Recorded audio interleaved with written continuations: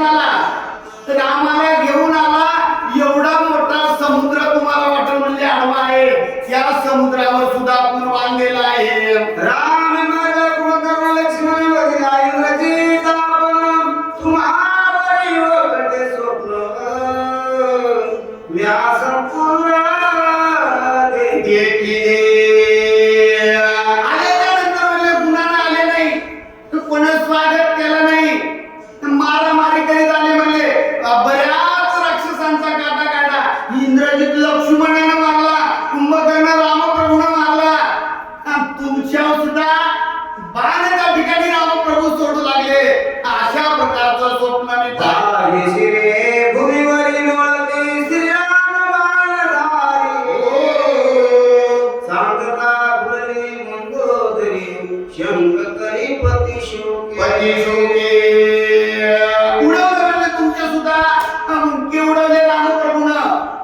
अनेक राक्षस त्या ठिकाणी बगर मुंडक्याचे रणांगणा त्या ठिकाणी फिरायले आणि असं स्वप्न पाहिलं म्हणून मंदोदरी रडू लागली. रावणा समुख बैसोल म्हणे तुम्ही आसी कळले का पुरती करिता शंकस्फुरण हो श्री रावण धावले रडू लागली बाबा मंदोदरी, आठव करू करू रडू लागली. राजा रावणाचं नाव घेऊ घेऊ रडू लागली. मग तेवढ्यामध्ये राजा रावणानं पुढचा समजून घालला लागला राजा रावणाला, येडपट आहेस काय रडाई, हे का खरं असतंय का? अशा प्रकारचा तो राजा रावण.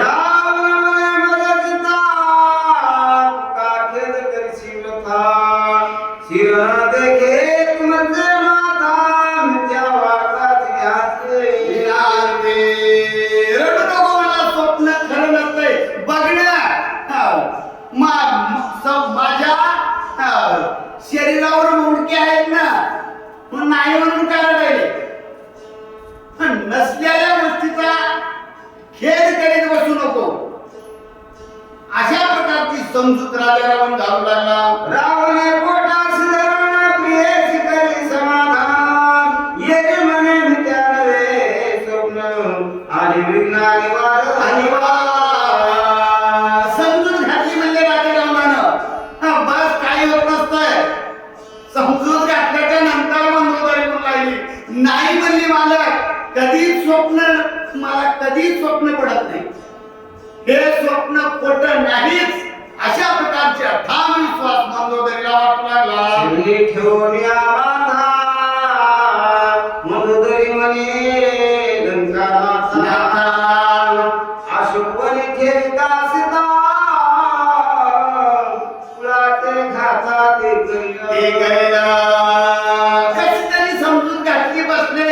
दोघांचा संवाद त्या ठिकाणी चालू झाली. म्हणली महाराज नका, हे बरं नाही. हे बघा म्हणले, जर आणलेली सीता अशोक वनातच ठेवली तर ती तशी बसणार नाही, संपूर्ण कुळाचा नायनाट केल्याशिवाय राहणार नाही. हे माझं मात्र माझं कोणी असता गावे शिवनाथा निवारावे जन्ममान कथा अक्षयता सुखरू. हे बघा म्हणजे काहीच नाही. कृपा करून एक माझी विनंती आहे तुम्हाला, आणि त्या विनंतीला थोडसा मान द्या. राजाला म्हणतात काय सांगतोय मंदोदरी म्हणून राहिले. बघा आणलेली सीता परत रामप्रभूला द्या, रामाला शरण जा. आलेल्या संकटातून जर पुढे जायचं असेल, संकट नाहीसं करायचं असेल तर कृपा करून रामाची सीता रामाला द्या. श्रीराम धारे आणले शरण कदा बालनाजन रावणा पावसी कृत कल्याण सत्य भाषा हे बघा म्हणजे आणलेली सीता वापस दिल्याशिवाय तुम्हाला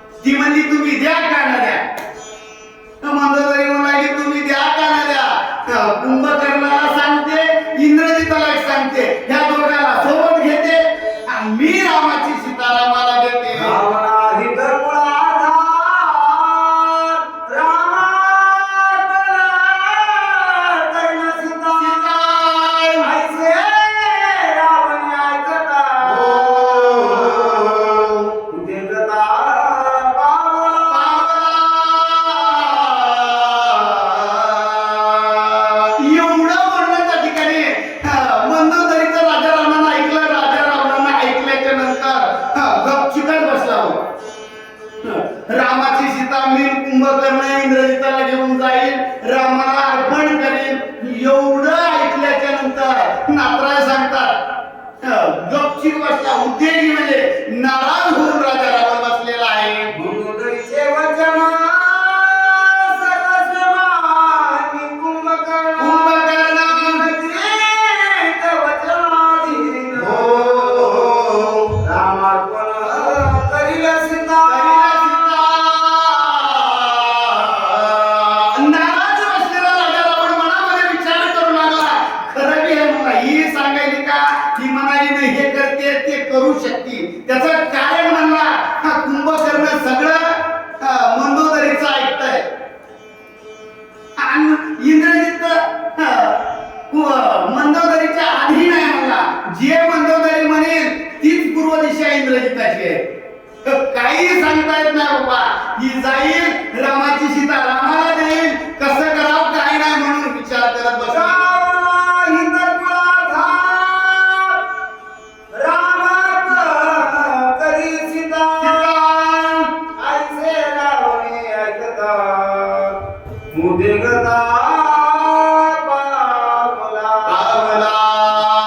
हे सगळं ऐकून नाराज बसलेला राजा रावण पुन्हा डोक्यामध्ये राजा रावणाच्या तेच वाक्य येऊ लागलं बाबा.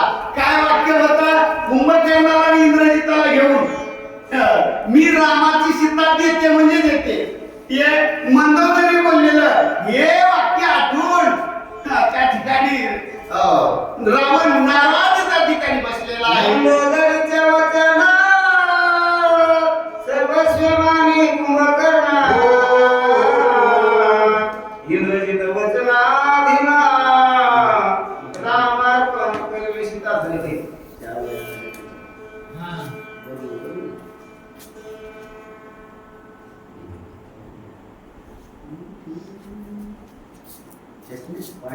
राम सांगे मंदोदरीशी निवाराया स्वप्न विनाशी आधी पुरुष सदा शिवासी उपचारासे तुआरी.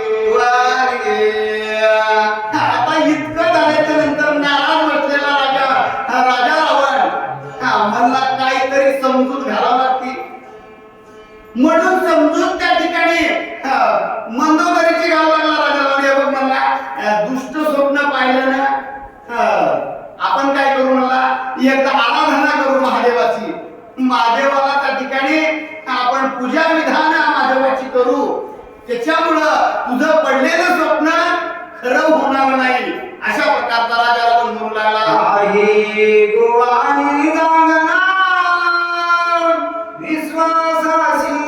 विश्वासी राक्षसी गुहा रावण गाडी अशोकवना सीतेच्या यत्न करावया.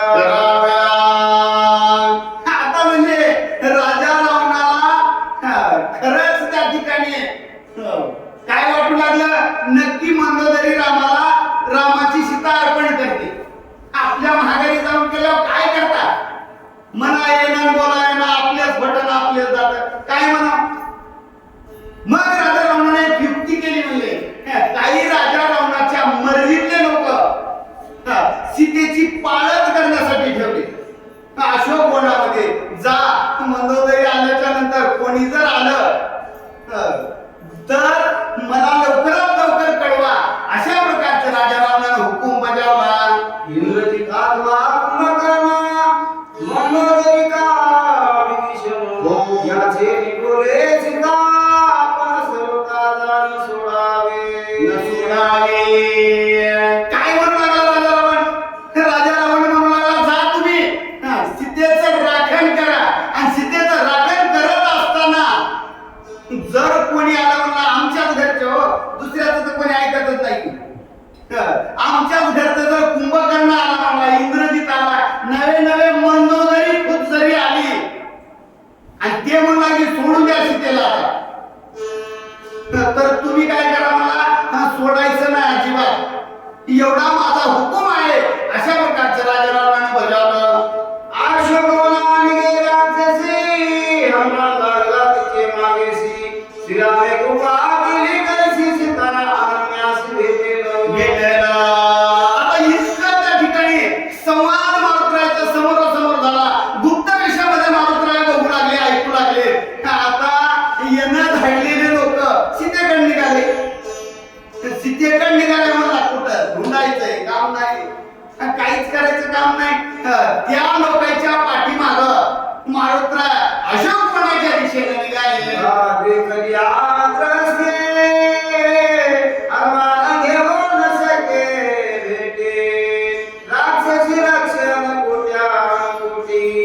वृक्ष संपुटी राहिला.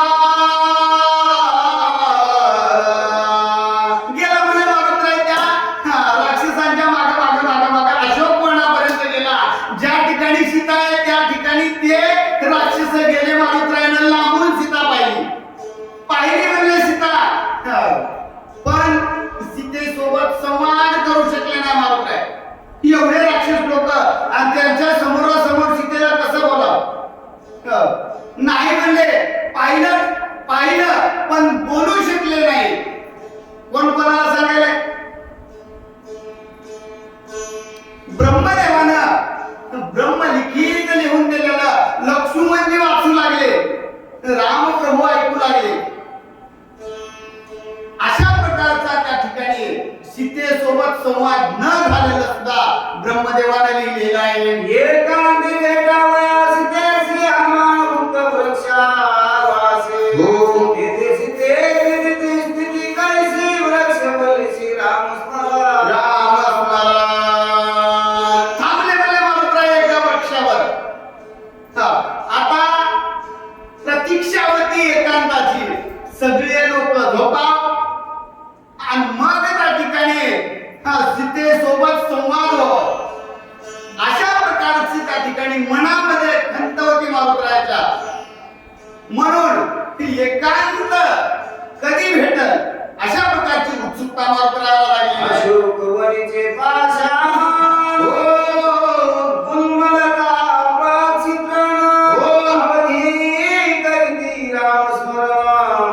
प्रभापूर्ण सीतेचा मग त्या सीतेचा ज्या ठिकाणी वस्ती होती त्या ठिकाणी कशी स्थिती होती म्हणले?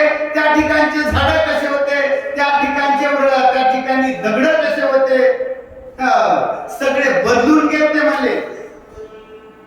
जे इथं सीतेची वस्ती घडे काय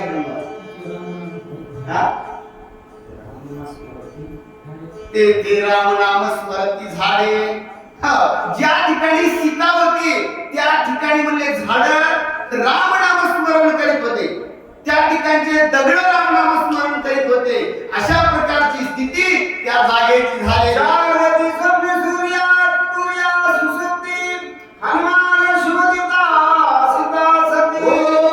मृत्यूपणाची पडते सहजस्थिती शोधिता.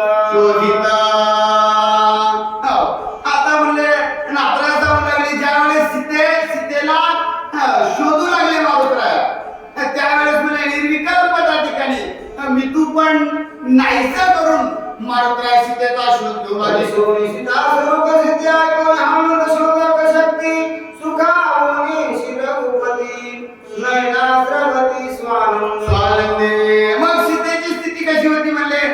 सीता सुद्धा राम नाम स्मरणामध्ये त्या ठिकाणी तल्लीन होत्या.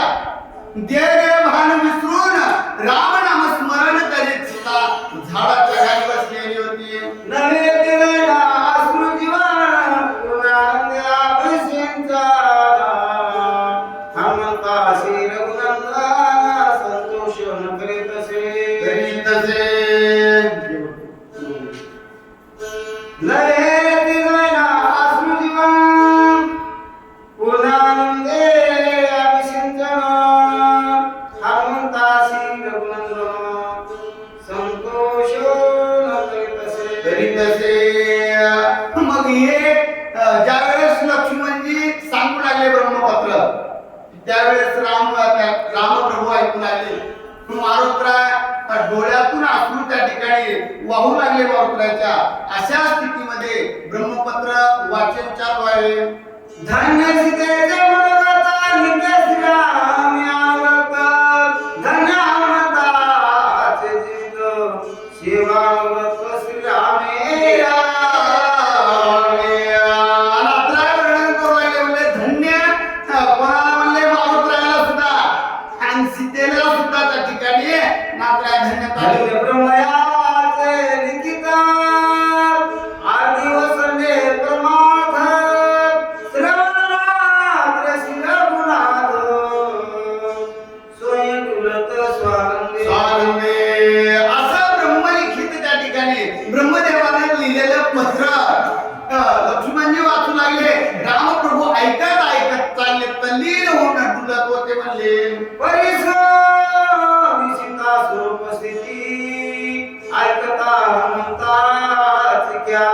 हो संतोष विश्रुपती हास्य मागते आलेगे अशी सीतेचं स्वरूप आठवलं म्हणले रामप्रभूनं मारुतरायाच्या त्या ठिकाणी बळाचं वर्णन ऐकलं.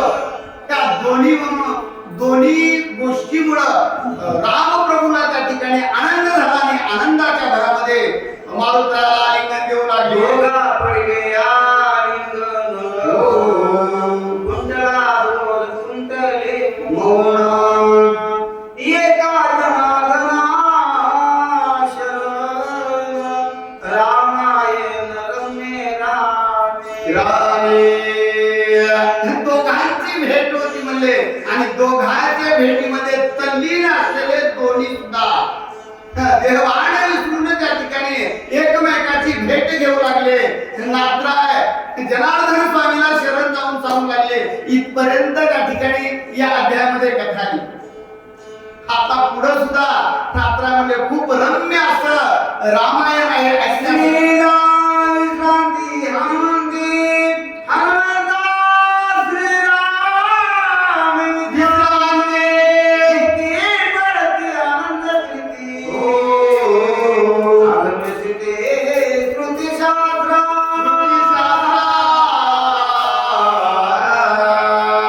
दोन्ही वेळ म्हणले बाबा त्या ठिकाणी रामप्रभूमुळं महत्व आहे मारुतरायामुळं रामप्रभूला अशा प्रकारचं वर्णन भक्त आपलं भावा थाचे वर्मा स्वयंदाने पर श्रीराम भजन विपतीचे वर्मा पलवंगमा स्वयंदाने सरितावसारपती भक्त भावाचं प्रेम प्रीती सहसमय अभिव्यक्ती कथा संगती आधारा एका जनार्दना सेवना हनुमान पावला शिवण पुढील ब्रह्मपुत्र लेखन सावधान आधारा स्वस्ती श्री रामाने सुंदर काढे कार्तिकाया ब्रह्मपुत्र हनुमंत प्रताप नाम षडविशिष्टतमाध्याय श्रीरामार्पणमस्तु कुंडली कोले श्री ज्ञानदेव तुकाराम राजा रामचंद्र भगवान की महाराज हनुमान की यानंतर वाचक म्हणून राहतील मुंजाभाऊ माहेरकर तर सूचक म्हणून आमच्या